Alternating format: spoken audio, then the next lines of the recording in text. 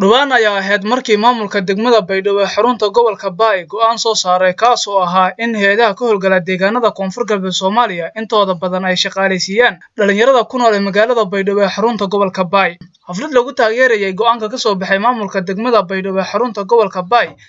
ayaa waxa uu ka dhacday hotel Horyaal ee ku yaala magaalada Baydhabo ee xarunta gobolka Baay. Afladan oo ahayd mid si heer sare ah loo soo agaasimay ayaa waxaa ka soo qayb galay madaxda dhalinyarada maamulka Koonfur Galbeed Soomaaliya iyo dhalinyaro ku kala socota 10 xafadood ee magaalada Baydhabo. Ugu horreyn waxaa goobtaasi ka hadlay xafladan daafuray gudoomiyaha dhalinyarada degmada Baydhabo Maxamed Aadan Dhegey isagoon inta badan diiradda saaray caqabada ay haysato dhalinyarada ku nool deegaanada Koonfur Galbeed Soomaaliya khaasatan magaalada Baydhabo ee xarunta gobolka Baay. geedka daban qolada iska kooyay qolalni ka soo siiyay maalmo ama reer Koonfur Galbeed hadii anay walaa wanaaga dadka eedajeel yawan ay tamaan markii Soomaaliya joogo oo iska caalam waana marka walid dalkiinka marka aan feereeda waxaabaha ama soo jireenka dib leeyahay bal dareemo kor kan runtii guud galgeedka qolkan waliba qolan oo laga taageero hol ay la raashay bulshada deegaanka maalmo ama mudooyinka hadda gadamay ITA baahida bulshada ama deegaanka ee awashaan ku muujiyay oo maamulka degmadana ee warqada khusaaray dartiye waligeedan taageerahayna maamulka degmada warqadiis oo turjumaano bulshada reer Koonfur Galbeed khaasatan bulshada deegaanada Baay marka taasdartiye marka waliin iska qoynay anigoo taageeran walkasto horumarkan ka jira walkasto wanaaggan ka jira walkasto horumaray karo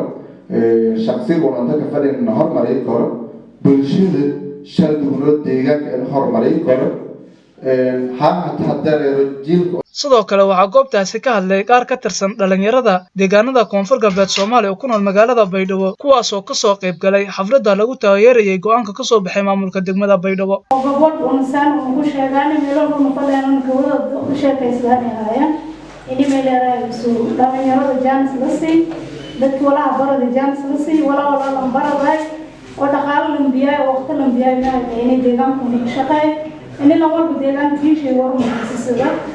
بدينا وربوق شيء ورمسيسة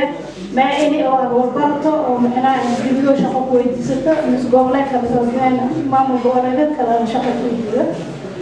قفلوا مركز وربرشام بهاو ما يبكيسة تماي نيس والهبرة ودايش يبغى نجدا بيلس كتلا يسوع كجدي يسوع والقوي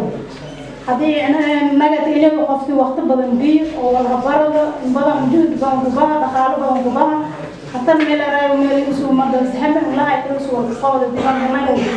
حتى الجامس قواي ما يبغى مدرسة إلي أو قفص قلب جبك نجد أو إن هذا القول نفسه سامي مثل كنت دنشيا كذا بين بورتين إن تراي هذا استدعي شيء إن قبل كنت هرت استدعي لكن هو بعدين ما كهر بعدين أنا مني بوزيشن كان هذا نبلاي ميرا أنا قبل أي سنة قبل أي سنة ولا بسيانة قبل واي أمير ولا مكان لازم يعني لا ميرا أدون شيء قبل ولا شيء ما لا يا هما أريد ما كهر ما إرنا بوزيشن كان هذا نبلاي ولا نسيب إيه لا قبل نسيب هاي نواي هذا لا يفعل سعره قبل بنادم ولا ممكن ترى قبل كم ما كهذا يا أفضل لا متى ولا سكين ترى مجال تنكرت مهمة أبريو تقولن ساعد تكون بنادم من كوي ما ذا ولا من حتى شقة يسدعينا ولا يعلم ما وعينا لانجوج مركون ده أنا Koonfur Galbeed dadkii warka barad runtii walbarashan si aan dhawaradaya qadaas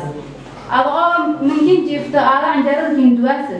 habada iskoolka saadi lama bergam biyaas bergnon deelas shamber anseedan afarber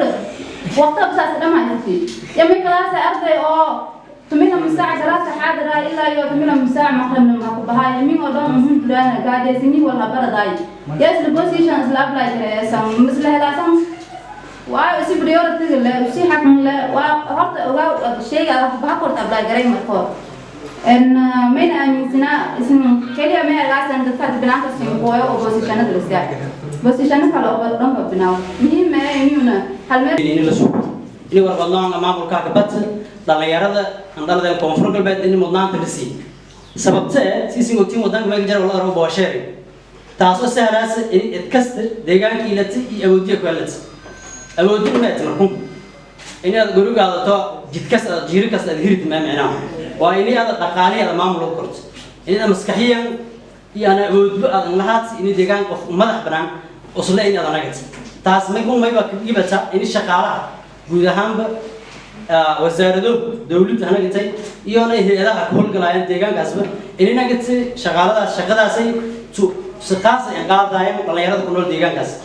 siisin ogtiin koonfur galbeed haddii qaar kamid aan ogayna waa manhaj maamulka inka badan wala humanitarian interest ka jira waa hay'adaha inka badan magala haytaba hamar iyo meelaha qaar koonfur galbeed may buu meelo humanitarian interest ka eedan sheego waa tirada oo hay'adaha qayb galayaan ka shaqeeyaan deegaanada koonfur galbeed ma dhaweytay sheegay local iyo international marka تريد بدو قياس كورنو ما قاعد فيه ده في سيدي هذا سيتون دليرات أندلة ديجانا كوفر قلبي يده كده تريد يشغل ما يسافر تاسمكم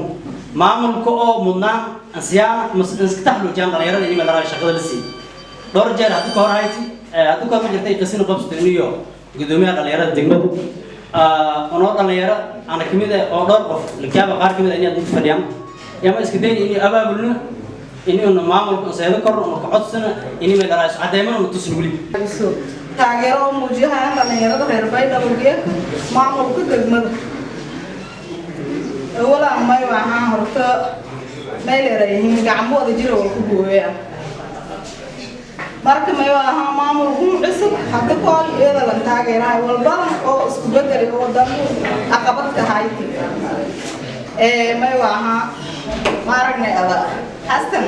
alquraan bi kool dikoy iyada dhalinyarada maaragnay farxad ما شاء الله ما والبطن ما يرايس dadku ku cuburiisnaayeen alooladii ku jireen iyagoo soo gaayaan marna hada binaanka dhiki walbada moogeey ku hadal la fadaa iyo ku hadal ma sha Allah eedan taageera maamulka ma yaraayus aragteeda degmada dhammaan marnadi dadku sandaki taasoo gudoomiya boqol wala baaba ka taageerane sida dhiibida lagu sumaarnay on fuli go'aankii hakubahi dhalinyarada guud ahaan koonfur galbeed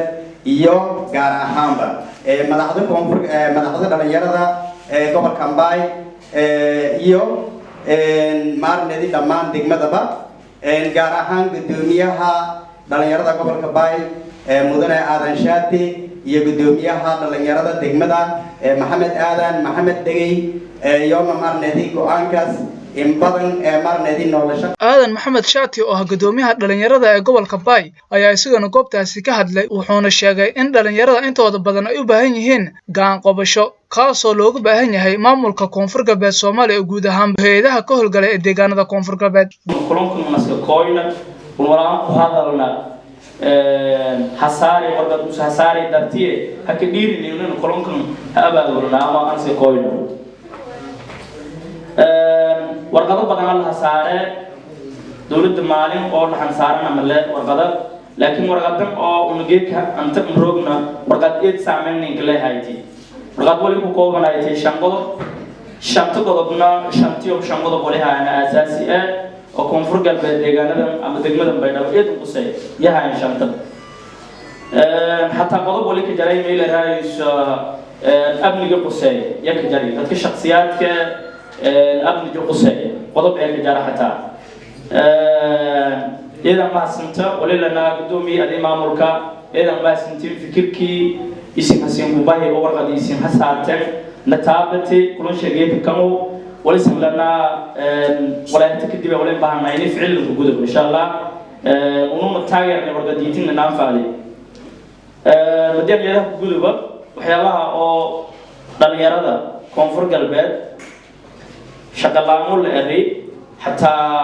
si dadka la shaqooyinka roogeen dhalinyarada wali ka qasabtay oo xogogaar meedaan una ogaanay baarista soo binay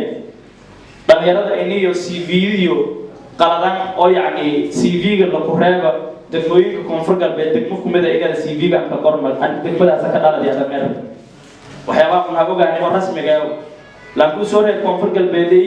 yaa wali sheegay degmooyin isteedii kala iyaalaan meela CV ka qoraysaa gabagabadii waxaa goobtaasi ka hadlay xafladana soo xiray gudoomiyaha degmada Baydhabo isgoona faahfaahin dheer ka bixiyay go'aanada uu soo saaray wuxuuna hay'adaha samafalka ka howlgala deegaanada koonfur galbeed Soomaaliya ugu baaqay inay qaataan go'aanka uu soo saaray local staff-ka mani haysto kor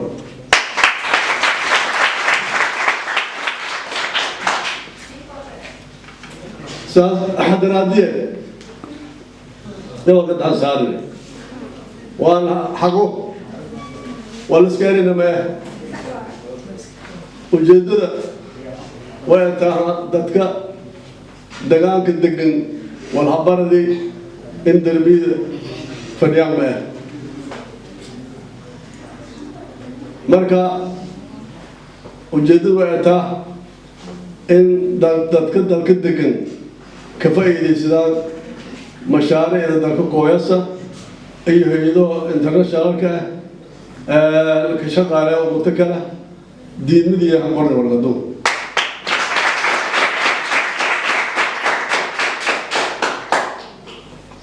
waan ogaaday dadka ajnabiga ama New Rogan ama American Rogan walaw nasaarni wal dawlad awaamirtii oo go'aan ah may wali Soomaaliya wala qaybsatay isteedii kale dalka ka dhisan dhamaantiyo wala yoolin weelaan yana weelaan way ogaadaan